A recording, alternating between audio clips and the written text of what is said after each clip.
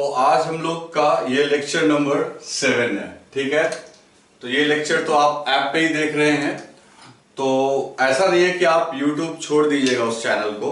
उस चैनल पे मैं इंटरेस्टिंग फैक्ट्स कुछ ना कुछ बना के डालता रहूंगा।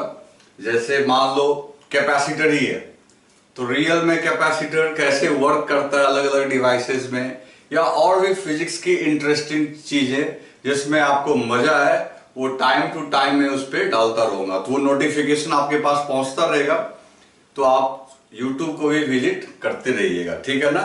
लेकिन हम लोग पढ़ाई तो अपनी ऐप पे ही करेंगे। चलो तो आगे की बात करते हैं। तो पहले मैं उन क्वेश्चंस को ले लूं जो मेरे पास आया है।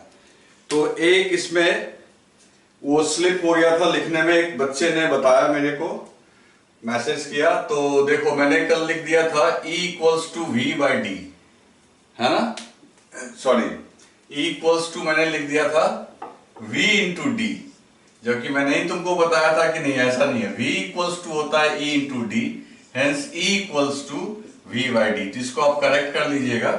तो एक क्वेश्चन में था हम लोग का, ठीक है। दूसरा पूछा एक ने, नाम नहीं लिखते हो यार, नाम लिखा करो यार तुम लोग जब भी डाउट पूछते हो। तो इसने लिखा केमिस्ट्री में वर्क डन का साइन फिजिक्स से अपोजिट क्यों होता है? क्या कोई कॉन्सेप्ट है डिफरेंट? नहीं, बिल्कुल नहीं, ये कन्वेंशन है। केमिस्ट्री का अपना कन्वेंशन है, हमारा फिजिक्स का अपना कन्वेंशन है। इसमें कोई मारा मारी नहीं है कि वो सही है या हम सही है। हमारा उनका अपना अपना कन्वेंशन है, ऐसा नहीं है। दोनों का अपना कन्वेंशन है, दोनों को दोनों जगह फॉलो करो। फिर एक ने पूछा कि sir can charging and discharging condition exist at same time? If no then how I use my phone while charge is plugged in, and if yes then how work done is calculated. दोस्त ऐसा है कि charging और discharging लिखा हुआ है कि दोनों एक समय हो सकता है या नहीं हो सकता है। तो दोस्त ऐसा है कि अंदर में एक बैटरी, जैसे जो हम लोग पढ़ते हैं, हम लोग बहुत सिंपल पढ़ते हैं भाई कि ये सर्किट लग गया, ठीक है ना। लेकिन जो रियल सर्किट होता है उसमें और भी कई एक बैटरी कई मल्टीपल सर्किट से जुड़े हुए हो सकते हैं, ठीक है ना। तो वो सर्किट का मामला है, ऐसा नहीं है। हम लोग को ऐसा कभी नहीं आएगा कि एक बैटरी। तो वो जो तुम बात कर रहे हो बिल्कुल सही है कि रियल मामले में चार्जिंग डिस्चार्जिंग दोनों होता है। तो उसमें यही होता है बच्चे कि जब चार्जिंग के दौरान तुम फोन यूज करते हो ना, अल्टीमेटली है क्या यार, जो चार्जर है, चार्जर से जितना करंट इसको मिलता है बैटरी को, तो उसमें क्या होता है, उसी का पार्ट ऑफ करंट डाइवर्ट कर दिया जाता है जो तुम फोन उस समय तुम यूज कर रहे होते हैं, ठीक है ना। और उसका कुछ हिस्सा उसको चार्ज करने में लग रहा होता है। तो दैट इज कॉम्प्लिकेटेड। हो सकता है चार्जिंग डिस्चार्जिंग एक साथ हो सकता है, लेकिन वो बैटरी के थ्रू करंट नहीं आता है। वो करंट का कुछ हिस्सा बैटरी को चार्ज करने में लगता होता है, और उसी का कुछ पार्ट जो है तुम्हारे फोन को करने में लगता है। तो ये कोई बड़ी बात नहीं है। उसके बाद है सर कैन चार्ज, हाँ ठीक है, ये हो गया। और कुछ तो इसमें इसने नहीं पूछा है। आगे बढ़ते हैं। एक ने क्या पूछा, हाँ वो इलेक्ट्रिक फील्ड वाला हो गया मामला, क्लियर हो गया। और सर कोई ऐसा केस पॉसिबल है जब प्रोड्यूस्ड हीट जीरो हो? नहीं दोस्त, जब भी चार्ज फ्लो होगा और वायर में आप जानते हो कुछ ना कुछ रेसिस्टेंस होता है, तो रियल लाइफ में ऐसा कभी नहीं होगा कि हीट जीरो हो। कभी जब भी चार्ज फ्लो होगा तो कुछ ना कुछ हीट तो प्रोड्यूस होगा। क्लियर है, हीट तो प्रोड्यूस होना ही है। आगे देखते हैं।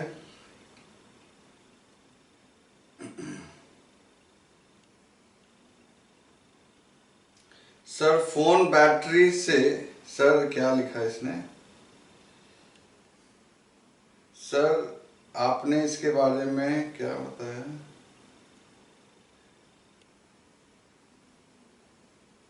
हाँ, इसने लिखा है C इक्वल्स टू Q/V, और C एक पॉजिटिव कांस्टेंट है और उसकी कैपेसिटी भी बोलेंगे। सिर्फ 1 वोल्ट के लिए चार्ज क्यों स्टोर करेगा, या उससे ज्यादा भी तो कर सकता है क्योंकि उसमें कैपेसिटर है। यार क्या क्या क्वेश्चन पूछते हो, इतना तो दिमाग लगाओ यार। ये डेफिनेशन बनाने के लिए ऐसा बोला गया ना बेवकूफ कि वोल्ट 1 वोल्ट रहेगा तब C इक्वल्स टू Q होगा। तो क्या पूछ रहा है मेरे से कि 1 ही वोल्ट पे कैसे चार्ज होगा।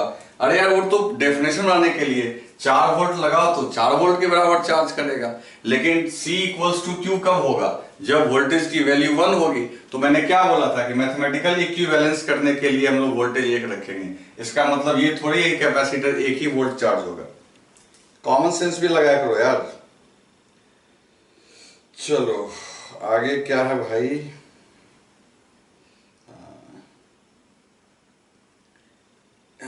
Is it practically possible for a capacitor of 1 microfarad?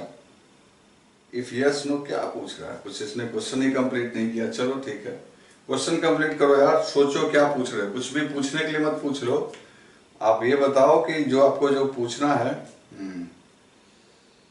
Sir अगर बैटरी पे चार्ज 12 वोल्ट का हो तो क्या कैपेसिटर फुल 12 वोल्ट का चार्ज लेगा या कुछ रिड्यूस करेगा?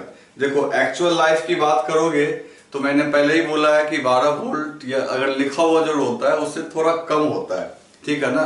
लेकिन फिजिक्स में तो बस जो थ्योरेटिकल काम चलता है, 12 लिखा हुआ है तो 12 से चार्ज होगा भाई, एकदम क्लियर है, इसमें कोई आगे पीछे नहीं है। चलो उसके बाद और भी कुछ है।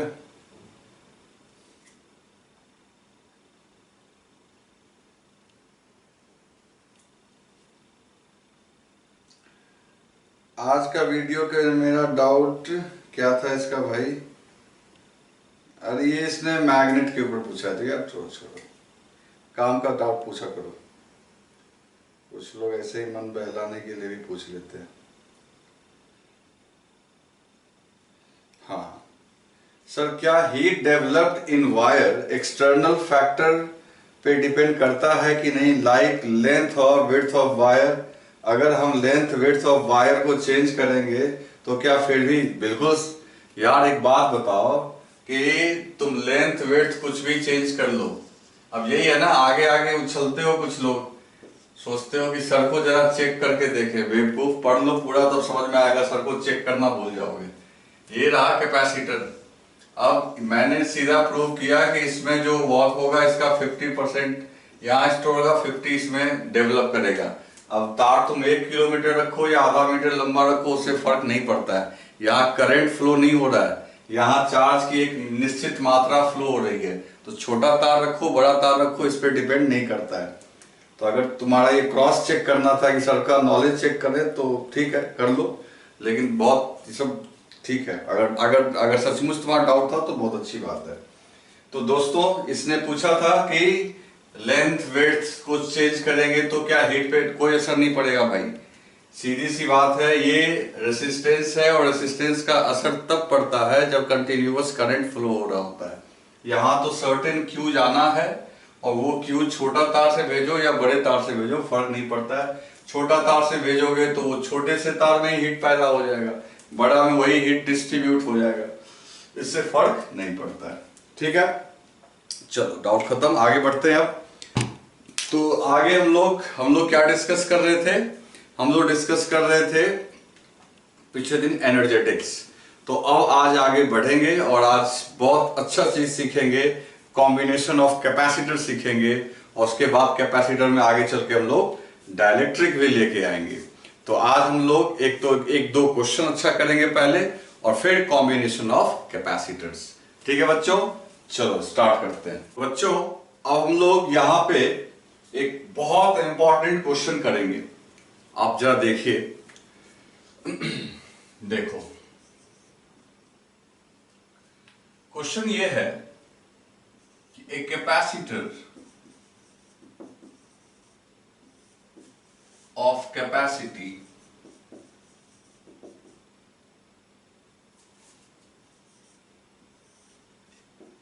C is charged with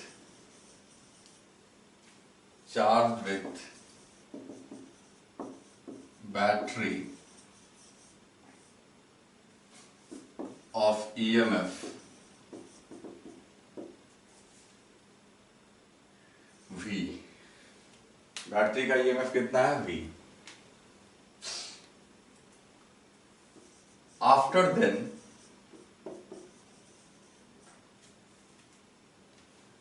the distance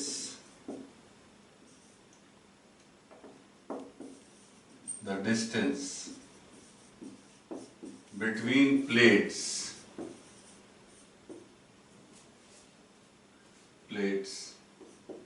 is made 2 times to that of initial, then what will be the effect on following parameters?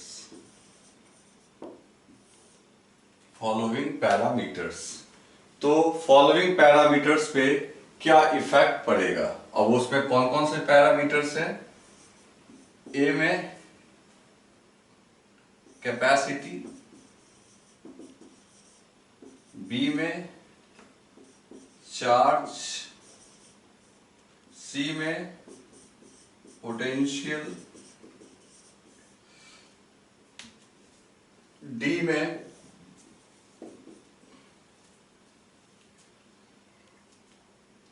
Energy, ई में इलेक्ट्रिक फील्ड और एफ में एनर्जी डेंसिटी। ठीक, और क्या? अब इसमें 2 क्वेश्चन बनेगा टोटल। ये क्वेश्चन नंबर 1 है और एक कंडीशन लिखा हुआ है, assume that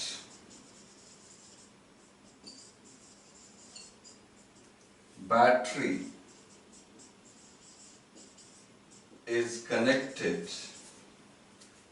remains connected. Battery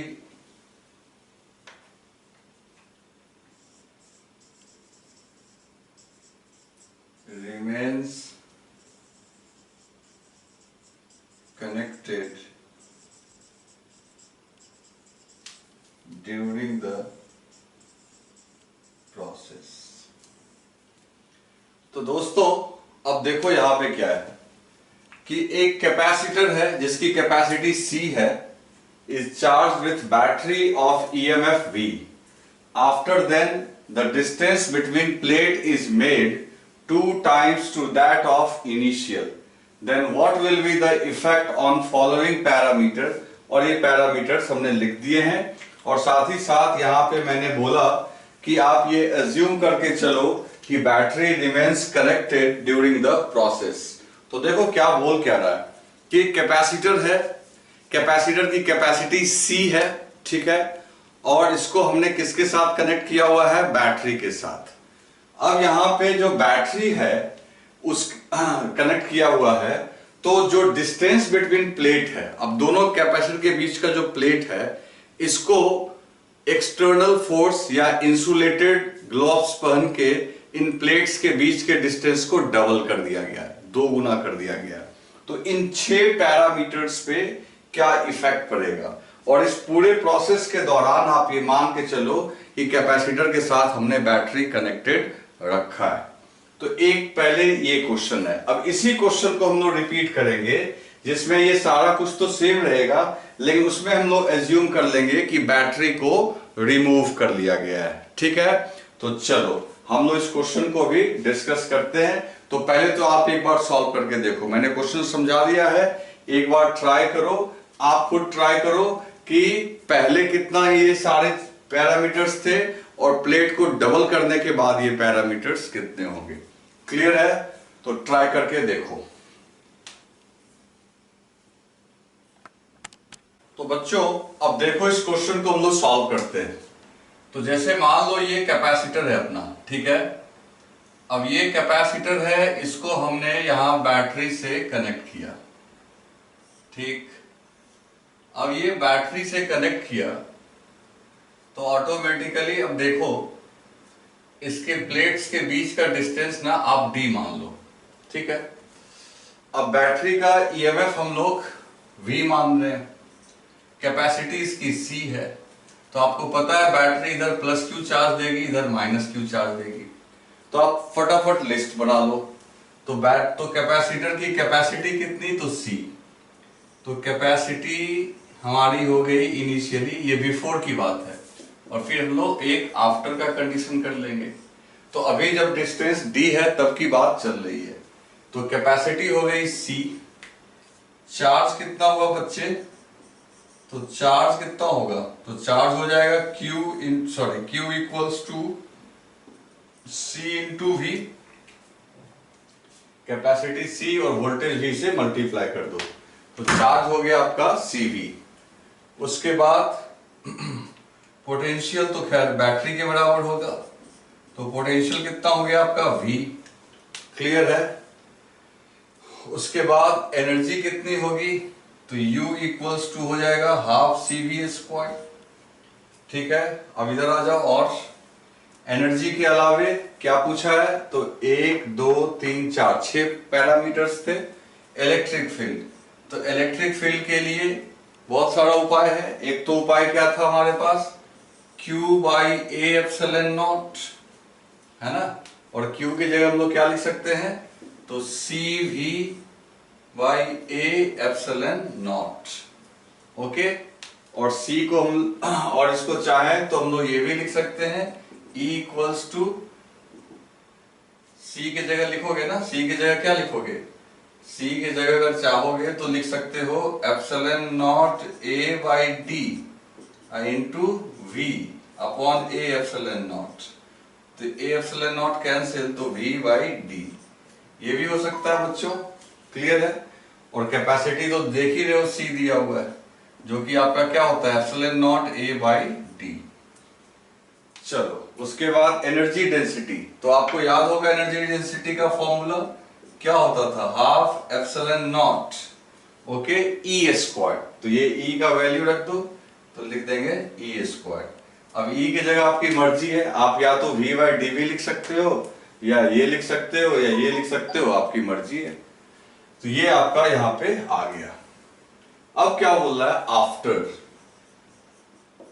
after का मतलब ये हुआ कि अब हम लोग प्लेट की जो बीच के डिस्टेंस है इसको डबल करने जा रहे हैं। तो बच्चे अब देखो, ये हमने इसे कर दिया 2D,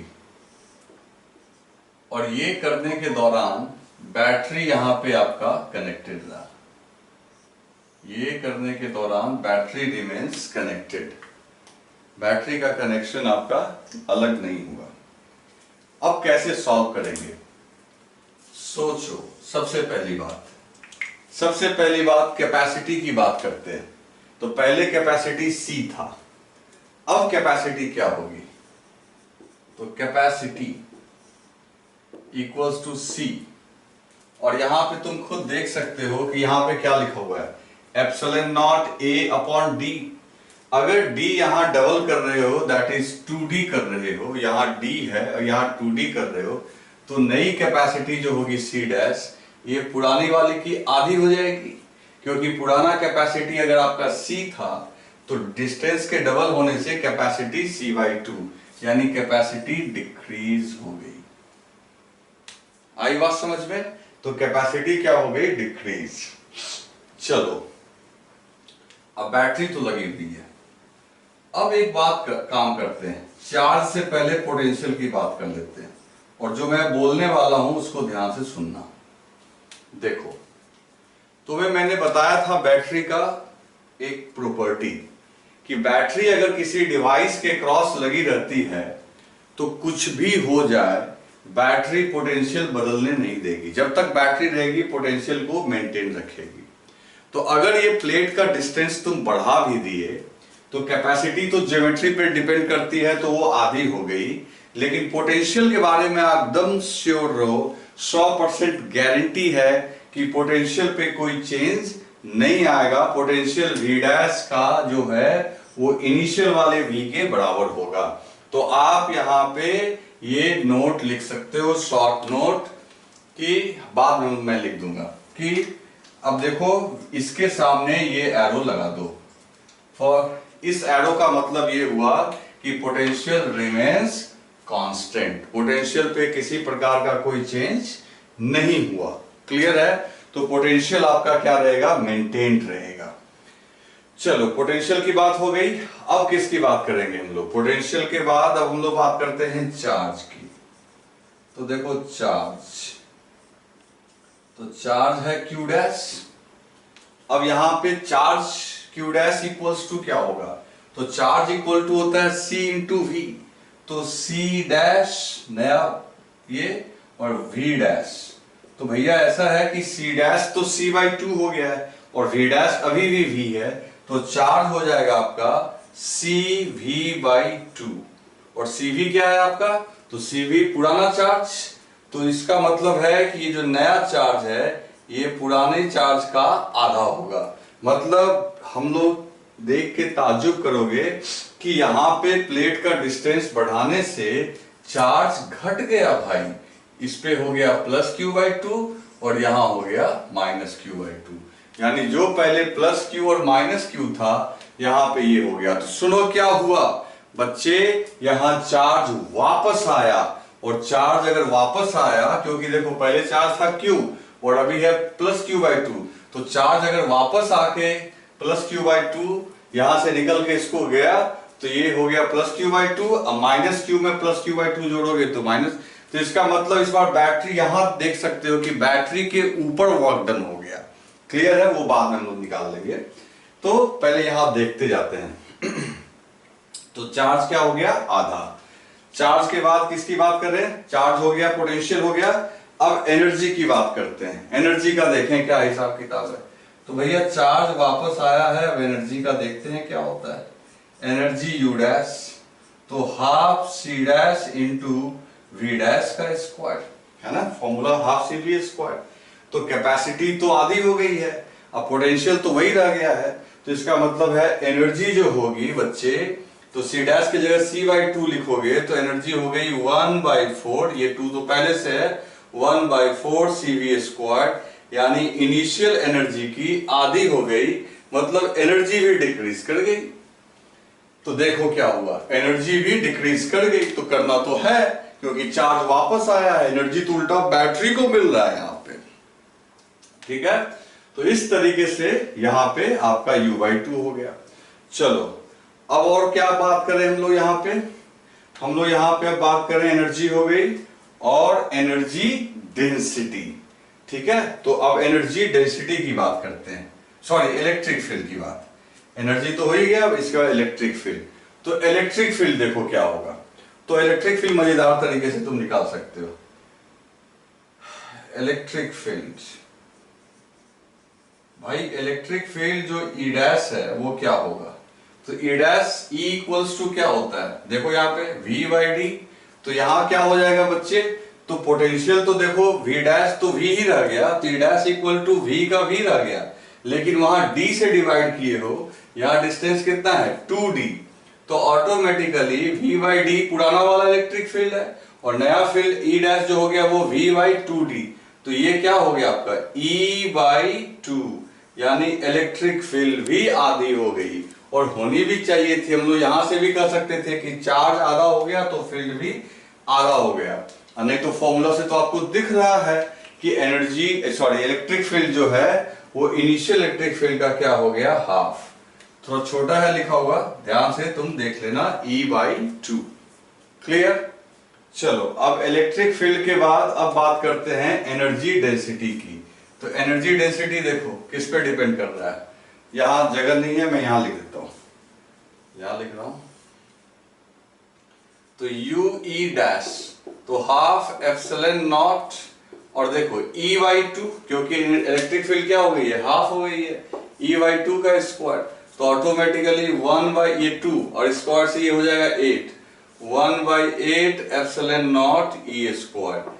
तो देखो ये कितना है? 1/2 और ये हो गया 1/8।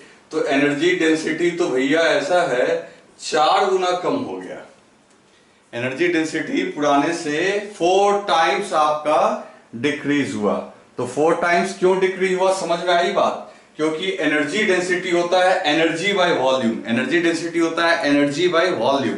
तो देखो एनर्जी भी आधी हो गई है, यहां देखो एनर्जी क्या हो रही है, आधी। और डेंसिटी में वॉल्यूम से डिवाइड करते हो तो बड़ा करने से वॉल्यूम भी डबल हो गया। तो एनर्जी बाय वॉल्यूम, एनर्जी हो गई आधी, अब वॉल्यूम हो गया डबल। तो इसलिए डेंसिटी में देखो 4 गुने का असर पड़ गया। तो एक बार फिर से रिवाइज कर लेते हैं। कैपेसिटी हाफ, पोटेंशियल में कोई चेंज नहीं। पोटेंशियल में क्यों नहीं change? Because battery is connected during the process. और क्या हुआ, चार्ज हो गया आधा, और क्या हुआ, एनर्जी हो गई हाफ, इलेक्ट्रिक फील्ड हाफ, और एनर्जी डेंसिटी 1/4। ओके, चलो तो इसको आपने अच्छे से समझा होगा, तो आप इसको लिख लो। वो बैटरी वाली बात मैं लिखा देता हूं, और भी एक दो चीज मैं इसमें बताता हूं आपको। मैं इधर वाला मिटा दूंगा, इसको मैं रब कर दूंगा। आप उस पूरे को लिख लो, ये रहेगा, इसको मैं भी रब कर दूंगा। अब यहां पे बच्चों हम लोग कुछ पॉइंट को नोट डाउन करेंगे।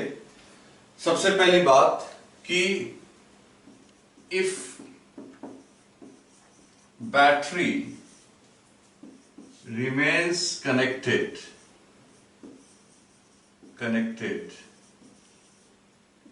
in any process,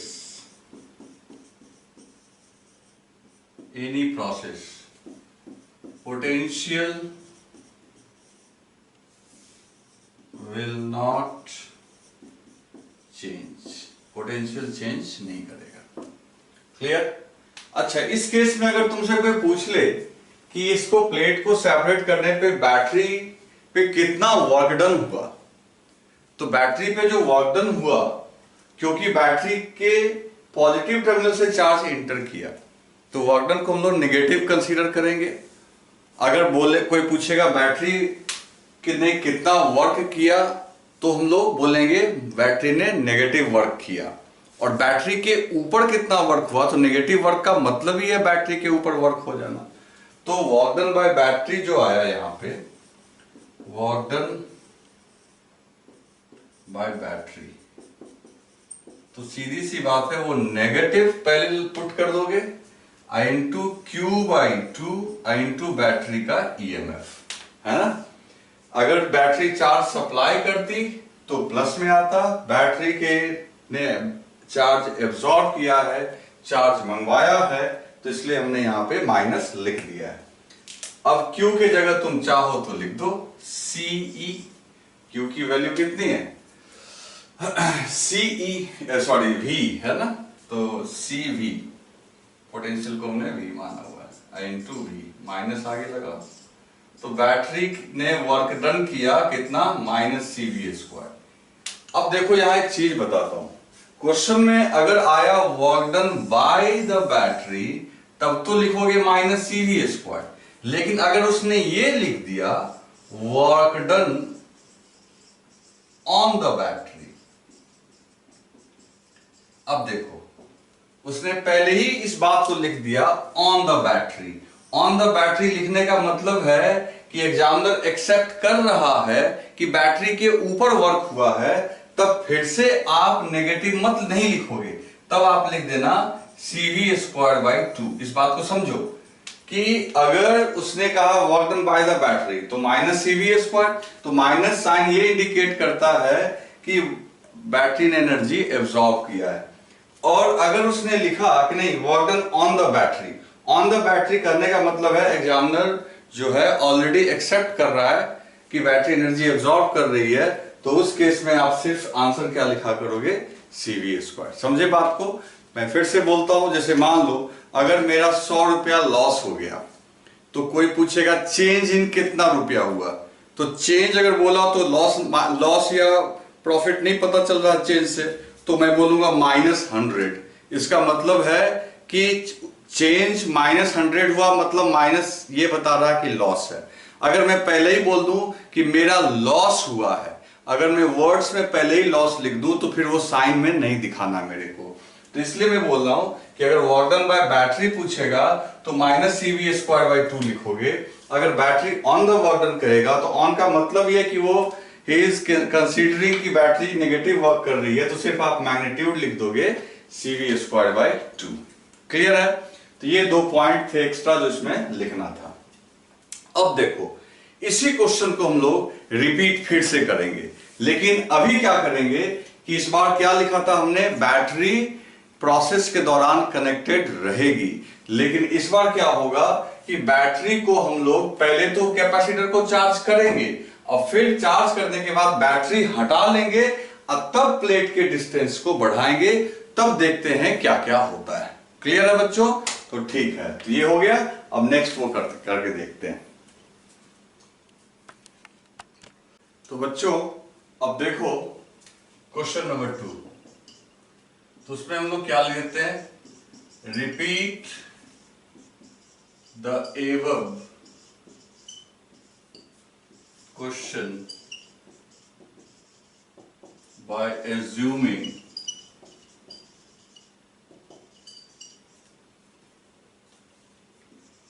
battery is removed during the process। तो दोस्तों हम लोग अब एवब क्वेश्चन को रिपीट करेंगे, ये एज्यूम करते हुए कि बैटरी को हमने वहां से हटा दिया है, बैटरी को हमने क्या कर दिया है, रिमूव कर दिया है, तब देखते हैं क्या होता है। क्लियर है?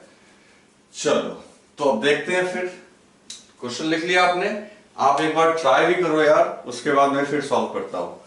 तो वीडियो पॉज करके आप ट्राई पहले कर लो, फिर देखना। ठीक है, मैं रब कर दे रहा हूं। ओके चलो, तो देखो इसमें क्या करना है।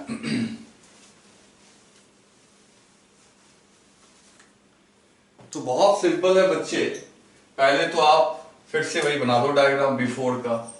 तो बिफोर का डायग्राम अगर हमने बनाया लाइक दिस, ठीक है, बैटरी का पोटेंशियल V, EMF V है, कैपेसिटी कितनी है C। तो बैटरी ने इसको चार्ज कर दिया, पहले की बात हो रही है। बीच का जो डिस्टेंस है, यहां पे बीच का डिस्टेंस ये अपना D है। ओके, बैटरी ने चार्ज किया, +Q -Q। चलो तो पहले क्या है भाई, कैपेसिटी।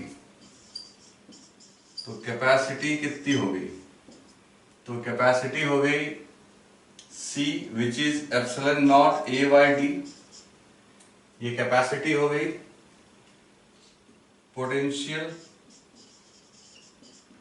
पोटेंशियल हो गया आपका V, चार्ज CV, सब कुछ तो वैसे ही है जो पहले का है। एनर्जी हो गई ½ CV²। Okay, capacity C, potential V, charge CV, energy ½ CV²। उसके बाद इलेक्ट्रिक फील्ड,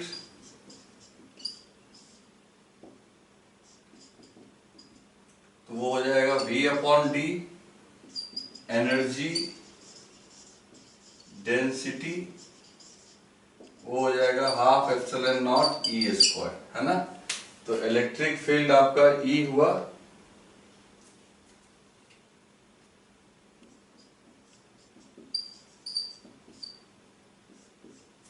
तो E = क्या हो गया, V/D। ये पहले की बात हो गई। चलो अब क्या करते हैं हम लोग, सेम कैपेसिटर, आफ्टर की बात चल रही है, तो आफ्टर की बात चल रही है तो सेम कैपेसिटर लेंगे। बीच का जो डिस्टेंस है वो हमने कर दिया है 2D, बीच के डिस्टेंस को क्या कर दिया 2D, और यहां लगा दिया हमने बैटरी, जो कि यहां पे लगाया था। लेकिन इस बार क्या करेंगे, ये गलती नहीं कर सकते क्योंकि लिखा हुआ बैटरी इज रिमूव्ड। तो भैया ऐसा है कि इसको हटा दो। तो बैटरी हटा दिए तुम अगर, और तब तुम इस कैपेसिटर को दूर भेज रहे हो, तो दोस्त इस बार जानते हो क्या कांस्टेंट रहेगा, चार्ज। बैटरी ही है जो चार्ज को कहीं से मंगवा सकता है और भेज सकता है। तुमने अगर बैटरी हटा दिया तो इस पे चार्ज रहेगा प्लस क्यू और इस पे चार्ज रहेगा माइनस क्यू। क्लियर है? तो ये देखो सबसे बड़ा फर्क हुआ, बैटरी के रहने से पोटेंशियल कांस्टेंट होता था और बैटरी को हटा लेने से चार्ज कांस्टेंट होगा। ये कॉन्सेप्ट वाली बात हो गई और डिस्टेंस आपने 2D कर दिया। तो अब एक एक करके लिस्ट बना लेते हैं। कैपेसिटी C डैश जो होगा वो क्या होगा, epsilon not A by 2D। ये तो पहले की तरह हमेशा ज्योमेट्री पे ही डिपेंड करता है, तो ऑटोमेटिकली ये C बाई 2 ही होगा, मतलब डिक्रीज। ओके, चार्ज की बात करेंगे। चार्ज, तो चार्ज बच्चे Q का Q डैश जो होगा वो Q के बराबर होगा। चार्ज इस बार क्या रहेगा, कांस्टेंट। पहले भी चार्ज आपका Q था, Q जिसकी वैल्यू कितनी है, CV के बराबर, तो अभी भी चार्ज आपका क्या रहेगा, Q। अब रहा पोटेंशियल, तो पहले पोटेंशियल था V, लेकिन अब पोटेंशियल में आ जाएगा पंगा। पोटेंशियल में क्यों पंगा आ जाएगा भाई, क्योंकि अब बैटरी नहीं है पोटेंशियल को प्रोटेक्ट करने के लिए। तो देखो क्या लिखेंगे फिर, तो पोटेंशियल इज V डैश, तो V dash is equal to हम लोग लिख सकते हैं Q dash by C dash. जैसे Q इक्वल टू CV होता है, Q इक्वल टू CV, तो V equal to Q by C। तो नया कैपेसिटी, नया चार्ज Q डैश, नई कैपेसिटी C डैश, तो नया पोटेंशियल हो जाएगा Q dash by C dash. और Q डैश की जगह क्या लिख दोगे, सिर्फ Q डैश की जगह सिर्फ Q लिख दो, और C डैश की जगह क्या लिखोगे, C बाई 2। और फिर Q की जगह क्या लिखोगे, तो Q की जगह क्या लिखोगे बच्चे, CV। Q की जगह क्या लिखोगे, CV। तो बच्चों देखो यहां पे Q की जगह अगर CV लिख देंगे तो CV upon C by 2, CV upon C by 2, तो CC कैंसिल हो गया, तो 2 ऊपर चला गया, तो तुम्हें ताज्जुब होगा कि पोटेंशियल डबल हो गया। पोटेंशियल जो है इनिशियल का क्या हो गया, डबल हो गया। अब तुम ताज्जुब करोगे ऐसे कैसे हो गया, तो अभी मैं बताऊंगा उसका वजह कि पोटेंशियल आखिर डबल क्यों हुआ, अभी मैं बताऊंगा। बिना बैटरी, क्योंकि बैटरी रहती तो पोटेंशियल चेंज नहीं होने देता, यहां पोटेंशियल उल्टा बढ़ गया भाई। चलो पोटेंशियल के बाद अब बात करते हैं एनर्जी। एनर्जी की बात करते हैं, तो energy U dash is equal to half C dash V dash का स्क्वायर। अब देखो C डैश जो है, कैपेसिटी तो C बाई 2 है, लेकिन पोटेंशियल आपका 2V है, तो सोच के देखो क्या आएगा फिर, हाफ इंटू C बाई 2, और V डैश की जगह हम लोग क्या लिखेंगे, 2V। तो 2V का स्क्वायर करेंगे तो this is 4V square. Okay, तो तुम खुद देखो कि जो एनर्जी है, तो 2 से ये 2 कट गया, तो 2 इंटू हाफ CV स्क्वायर, यानी एनर्जी 2U हो गई। देखो ये 2 से ये 2 कटा, तो 2 इंटू हाफ CV स्क्वायर, तो एनर्जी 2U हो गई। तो एनर्जी 2U का मतलब समझ गए तुम, 2U का मतलब ये हुआ कि पहले ही एनर्जी हाफ CV स्क्वायर थी, अभी हो गई 2 into half CV square, energy बढ़ गई। तो जिस तरीके से पोटेंशियल बढ़ा तो एनर्जी भी बढ़ गई, और एनर्जी क्यों बढ़ी ये मैं आपको भी बताऊंगा, अभी बस देखते जाओ। इलेक्ट्रिक फील्ड की बात करते हैं। अब इलेक्ट्रिक फील्ड देखो क्या, इलेक्ट्रिक फील्ड E डैश, तो भाई E dash equal to V dash by D। तो यहां पे देखो पोटेंशियल कितना है, 2V, तो लिख देंगे 2V, और डिस्टेंस कितना है, 2D। तो आपको एक बहुत मजेदार चीज दिखेगा, 2 कैंसिल, V बाई D। तो भैया ऐसा है कि V बाई D पुराना इलेक्ट्रिक फील्ड है, तो E डैश जो है V बाई D मतलब पुराना वाला ही इलेक्ट्रिक फील्ड होगा, यानी इलेक्ट्रिक फील्ड में कोई चेंज नहीं आया। तो इलेक्ट्रिक फील्ड में चेंज ऐसे भी नहीं आना था क्योंकि चार्ज में ही चेंज नहीं आया था, लेकिन फॉर्मूला से भी हमने प्रूव कर दिया कि इलेक्ट्रिक फील्ड में कोई चेंज नहीं आया।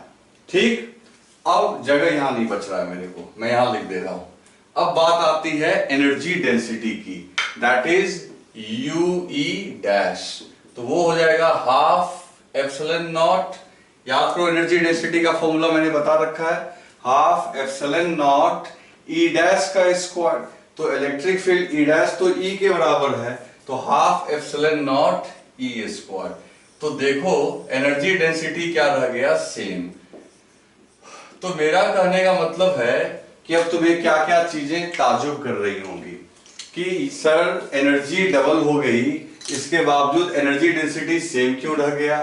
तो पहली बात सुनो, एनर्जी अगर डबल हो रही है तो ये भी तो समझो वॉल्यूम भी डबल हो रहा है, प्लेट की बीच की दूरी डबल हो रही है तो वॉल्यूम भी तो डबल हो रहा है। तो डेंसिटी होती है एनर्जी अपॉन वॉल्यूम। तो एनर्जी अगर दो गुनी हो रही है 2U, तो वॉल्यूम भी डबल, तो देखो डेंसिटी क्या रह गई, सेम। नेक्स्ट क्वेश्चन तुम्हारा क्या होगा कि सर जब बैटरी यहां नहीं है तो आखिर किसने इसको एक्स्ट्रा एनर्जी दे दिया। तो सुनो मेरी बात, ये प्लेट है पॉजिटिव, ये प्लेट है नेगेटिव। अब ये दोनों अपने आप तो दूर जा नहीं रहा है, तो क्या हो रहा है कि यहां पे दूर करने के लिए you have to do work, कोई बाहरी बल इसको फोर्स लगा के दूर कर रहा होगा, और हमारा जो वर्क डन है उसकी वजह से एनर्जी वहां पे स्टोर हो रहा है। तो तुम कहोगे ये पिछली बार भी हो सकता था, पिछली बार भी हो सकता था, लेकिन पिछली बार वो एनर्जी एब्जॉर्ब किसने कर लिया, बैटरी ने, इसलिए एनर्जी आपका कांस्टेंट या क्या हुआ था, हाफ हो गया था ना, हाँ हाफ हो गया। लेकिन यहां पे क्या हो रहा है, यहाँ बैटरी तो है नहीं, जो एनर्जी तुमने वर्क किया वो एनर्जी डबल के रूप में तुमको दिखाई पड़ रहा है। दैट्स व्हाई एनर्जी डबल हो गई, और एनर्जी डबल होने की वजह से तो पोटेंशियल और एनर्जी का तो रिलेशन होता है, तो पोटेंशियल भी आपका क्या हो गया, डबल। ठीक है, तो यहाँ पे मेन पॉइंट तो आज से हम लोग क्या सीखे इन दो प्रॉब्लम में, दो प्रॉब्लम क्या, ढेर सारा प्रॉब्लम हो गया, ये सारे ऑब्जेक्टिव्स हैं, ये समझो कि 6-12 क्वेश्चंस हो गए तुम्हारे, तो बहुत सारे ऑब्जेक्टिव्स तुम्हारे सॉल्व हो जाएंगे। तो तुम हमेशा याद रखोगे कि जब बैटरी रहेगी तो पोटेंशियल कांस्टेंट रहेगा, और अगर बैटरी हटा दी गई तो चार्ज कांस्टेंट रहेगा। तो यहां बैटरी हटा दी गई है इसलिए चार्ज कांस्टेंट रहेगा। तो इसमें हम लोग कहीं पे लिख लें इसको नोट के फॉर्म में, जगह तो नहीं है बच्चे, तो ठीक है आप लिख लो, मैं नेक्स्ट पेज पे लिखवा देता हूं।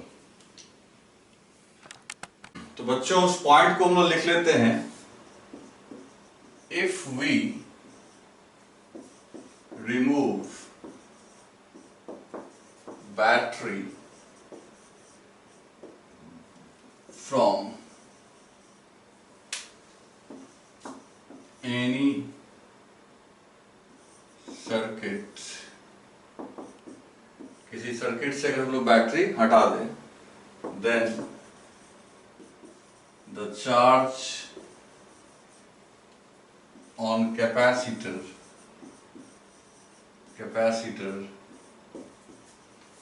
remains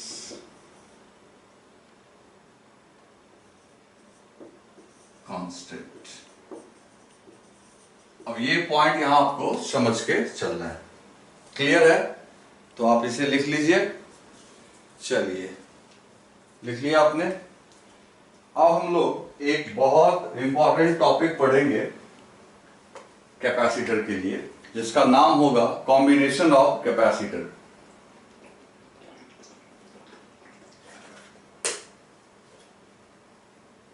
लिख लिया आपने, चलो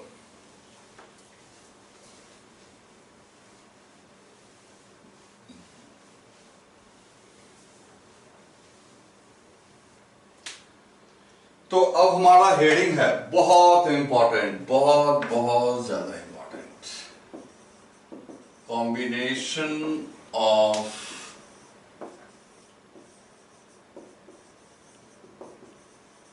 कैपेसिटर। तो कॉम्बिनेशन ऑफ कैपेसिटर ये अपना टॉपिक है। देखो अब ये क्या है, इसको सीधा रट नहीं लेना है, इसको हम लोग कैसे समझेंगे।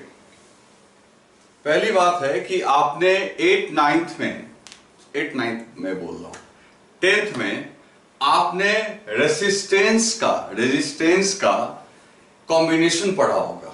कॉम्बिनेशन याद है आपको, क्या है पढ़ा था आपने? जैसे 10th क्लास में आपने पढ़ा था कि रेजिस्टेंस को सीरीज में लगा सकते हैं, पैरेलल में लगा सकते हैं। आपको मैं थोड़ा आपके मेमोरी पे जोर डालता हूं। आप देखो, आपको ऐसा दिखा था ना भाई, ऐसे आपको दिखा था। तो ऐसे अगर रेजिस्टेंस लगे हुए हैं तो इसको हम लोग बोलते हैं कि ये कैसे लगा हुआ है, सीरीज में लगा हुआ है ना। तो आप निकालते होगे आर इक्विवेलेंट, समतुल्य रेजिस्टेंस, हिंदी में बोले तो श्रेणी क्रम बोलते हैं इसको। और ये समतुल्य रेजिस्टेंस हो गया तो हो गया R1 plus R2 plus R3, ऐसे बोलते थे हम लोग। अगर पैरेलल में हो, है ना, ऐसे आपको याद होगा, तो पैरेलल में हो तो इसको समानांतर क्रम या parallel combination 1/R equivalent 1/R1 plus 1/R2 plus 1/R3 plus ओस। तो ठीक उस तरीके से ही बच्चों कैपेसिटर भी जो है इसका हम लोग कॉम्बिनेशन निकालते हैं।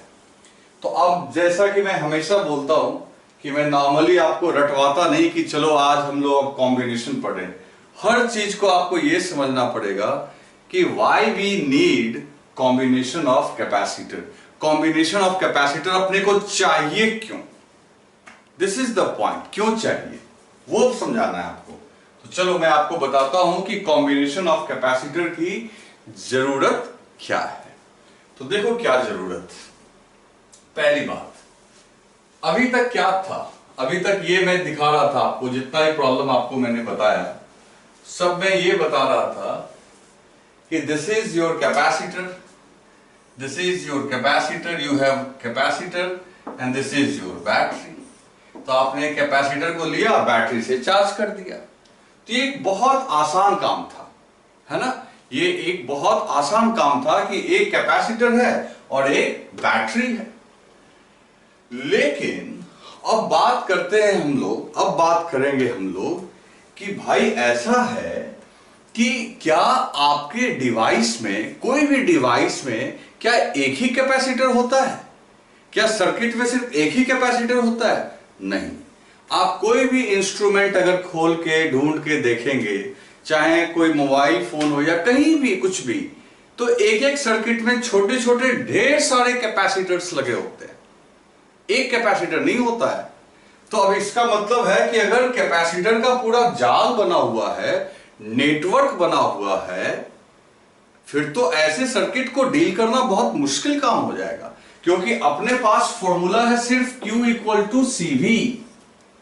हमें जो फॉर्मूला बताया गया है उसमें सिर्फ एक कैपेसिटेंस को रखने का जगह है, लेकिन सर्किट जो बनता है बच्चे, उसमें ढेर सारे कैपेसिटर्स होते हैं। तो अपने पास क्या उपाय है? तो हमें कुछ तरीका ढूंढना होगा, कुछ तरीका ढूंढना होगा जिसके थ्रू हम लोग ढेर सारे कैपेसिटर्स को हटा के एक सिंगल कैपेसिटर रख दें। तो हटा दें मतलब सचमुच में ना हटाए, बल्कि हाइपोथेटिकली, मैथमेटिकली उन सभी के बदले, तभी तो बोलते हैं इक्विवेलेंट, समतुल्य। जैसे मान लो तुम्हारे पास टोटल 10 आदमी हैं किसी काम को करने के लिए, मैं बोलूं कि सर यार 10 आदमी जिस काम को करते हैं, जरा कल्पना करो, जरा सोचो कि इन 10 को हटा के एक ही वो आदमी हम लोग को चाहिए जो अकेला इस काम को कर दे, जो ये 10 मिलके कर रहे हैं।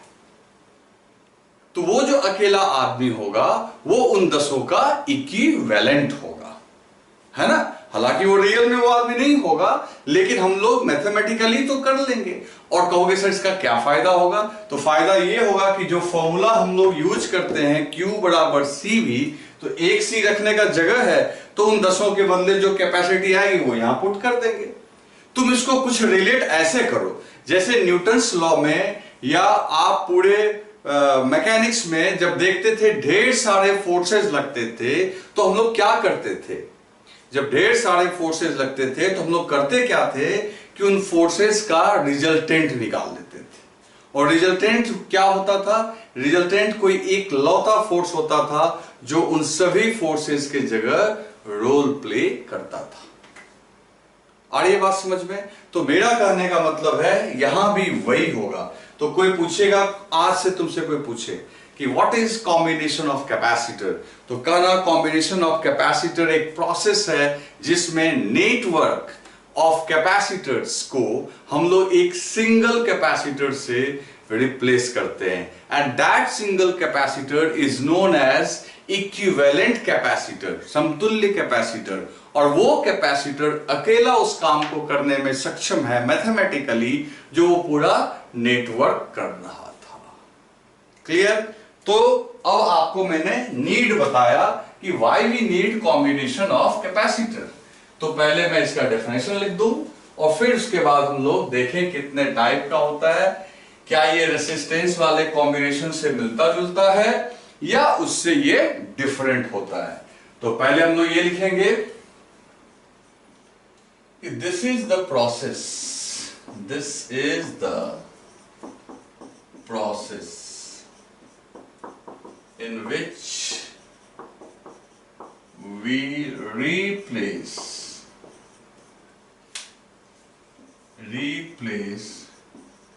the whole network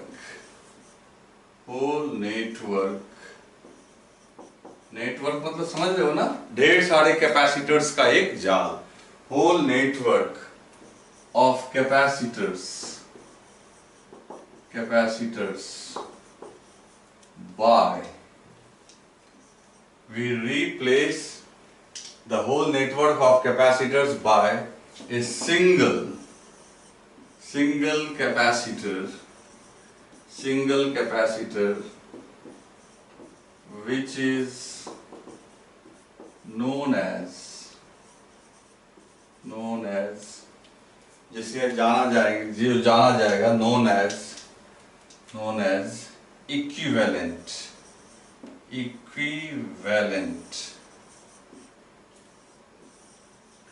capacitor।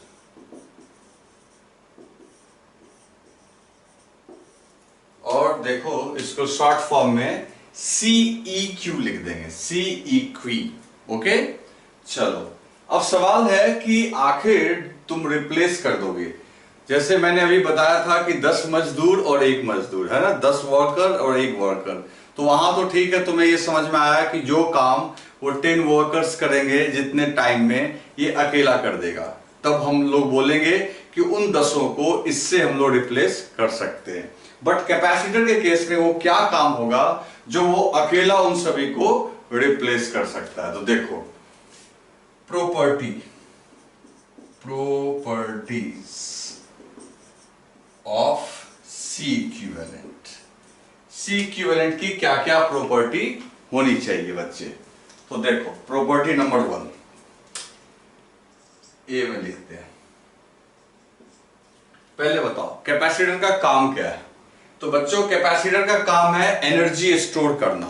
तो ये आपका इंडिविजुअल कैपेसिटर जो होगा अकेला C इक्विवेलेंट उतना एनर्जी स्टोर करेगा जितना एनर्जी वो पूरा नेटवर्क मिलके करेगा, वो अकेला ही उतना कर लेगा। तो पहले तो मैं ये लिख दूंगा C equivalent should store same amount of energy as that of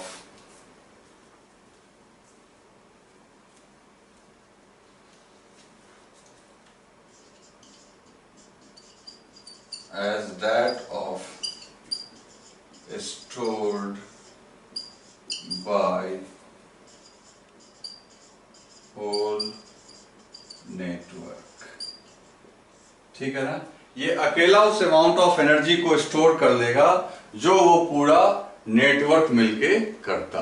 clear है बच्चों? तो एक तो ये हो गया कि एनर्जी वो अकेला इतना स्टोर करना चाहिए। नेक्स्ट पॉइंट देखते हैं बी। अब कैपेसिटर का एनर्जी स्टोर करने के साथ साथ चार्ज भी स्टोर करता है। अरे यार, चार्ज ही स्टोर करता है तभी एनर्जी स्टोर करता है। तो इसका मतलब है कि ये अकेला उतना चार्ज बैटरी से खींचेगा जितना पूरा नेटवर्क खींचेगा, ठीक है ना। Charge drawn by C equivalent will be same as that of, again लिख देंगे, होल नेटवर्क। तो भैया ऐसा है कि अगर ये दो क्राइटेरिया पूरा कर देगा कोई कैपेसिटर, ये दो क्राइटेरिया अगर पूरा कर दे कि उतनी एनर्जी स्टोर करके दिखा दे जितना कि होल नेटवर्क ने किया है, उतना चार्ज ड्रॉ करके, ड्रॉ मतलब खींचना, उतना चार्ज ट्रांसफर करवा दे बैटरी से जितना होल नेटवर्क ने किया है, तब तो हम बोल देंगे कि ये अकेला कैपेसिटर पूरे नेटवर्क के बराबर है। क्लियर है। अच्छा, इसके अलावा बैटरी भी दोनों केस में सेम लगाएंगे।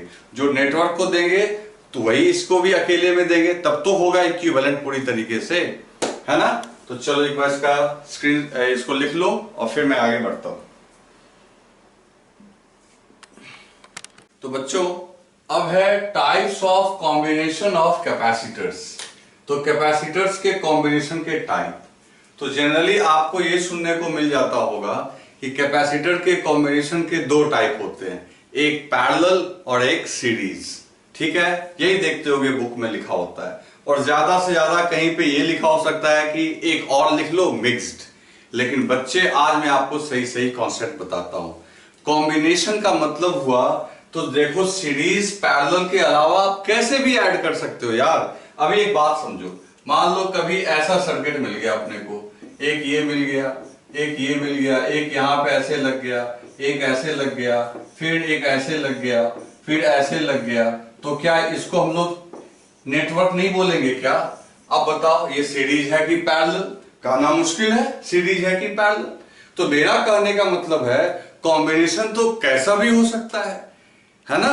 तो लेकिन तो फिर कहोगे कि सर हमने तो पढ़ा है, हमने तो सुना है सीरीज और पैरेलल, और आप बोल रहे हैं कैसा भी हो सकता है। तो देखो बच्चे, सीरीज और पैरेलल कॉम्बिनेशन का एक स्पेशल टाइप है, सिमेट्रिकल, जिसमें काम आसानी से हो जाता है। और कुछ ऐसे कॉम्बिनेशन होते हैं जो ना सीरीज होते हैं ना पैरेलल, को डिफाइन करना मुश्किल है। तो तुम कहोगे कि सर हम लोग कौन सा सीखेंगे? तो बच्चे हम तीनों सीखेंगे। मैं आपको पैरेलल सिखाऊंगा, मैं आपको सीरीज सिखाऊंगा, और मैं आपको ऐसा कॉम्बिनेशन भी सिखाऊंगा जो ना सीरीज है ना पैरेलल, तब भी हम लोग सी इक्विवेलेंट निकालेंगे। और आप देखते जाओ, मैं आपको इसका ट्रू जो है नॉलेज देता हूं। तो आप पहले ये बोलो, आप पहले ये लिखो, यहां पे स्टेटमेंट हम लोग पहले ये लिखेंगे कि टाइप्स ऑफ कॉम्बिनेशन में, तो देयर आर, देखो देयर आर इनफाइनाइट, देखो क्या लिख दिया मैंने, infinite types of combination of capacitors, but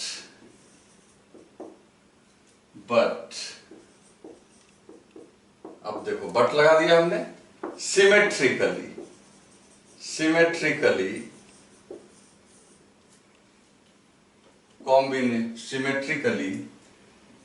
combination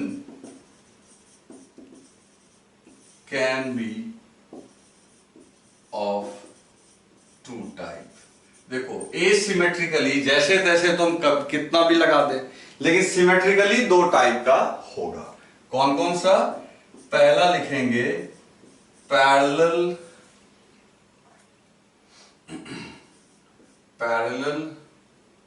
combination,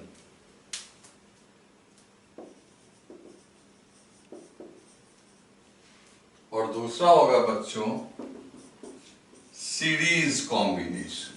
कौन सा कॉम्बिनेशन? Series combination. तो हम लोग पहले सिमेट्रिकली इन दोनों को सीखेंगे, पैरेलल और सीरीज, और फिर वो प्रॉब्लम भी डिस्कस करेंगे जो ना पैरेलल है और ना ही सीरीज। क्लियर है? चलो, जब मैं ये शूटिंग कर रहा था उस बीच में एक और मेरे को डाउट आया। एक ने पूछा है कि बैटरी अपने आप ही क्यों डिस्चार्ज हो जाती है। तो बाबू, मैंने तुम्हें बताया ना, बैटरी पार्ट 2 भी आने वाला है, वो आएगा इलेक्ट्रिसिटी में, जहां बैटरी के और कई सारे फीचर्स में डिस्कस करूंगा।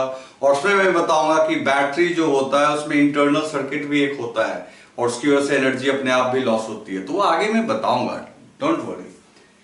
फिलहाल यहाँ पे तुम जो कंसंट्रेट करो। तो types of combination of capacitors, तो बच्चों इनफाइनाइट टाइप के हो गए, और दो कौन कौन सा हो गया, पैरेलल और सीरीज। ठीक है, तो पहला हम लोग डिस्कस करते हैं पैरेलल। आई थिंक मैं टाइम जरा देख लूं कितना टाइम हो गया, क्या बचा है टाइम और। तो बच्चों टाइम बहुत कम बचा है, तो 4-5 मिनट में फिर हो नहीं पाएगा, ठीक है ना।